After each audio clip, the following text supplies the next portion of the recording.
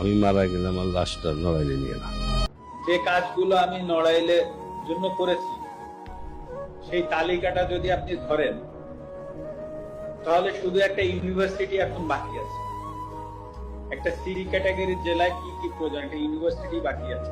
আমার বাবাকেও বলে দিয়েছি যে এটার কোনো বিচার বর্তমান সরকার বা যারাই আসুক বা যারাই থাকুক বা আসুক, হ্যাঁ, তাদের কাছে আমি এটা নিয়ে কোনো বিচার চাই।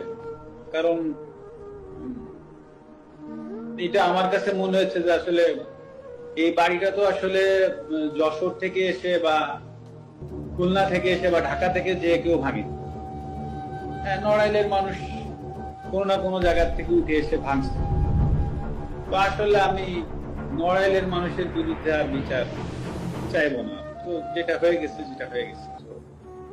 ওটা আমি একসেপ্ট করে নিচ্ছি। হয়তো বা আমার কাছে আমি এভাবে একসেপ্ট করে নিচ্ছি যে হয়তো বা আমার কোনো ভুল ছিল, আমি কোনো ভুল করেছি, হয়তো বা তার জন্য ওনারা হয়তো বা এসে ওটা করেছে।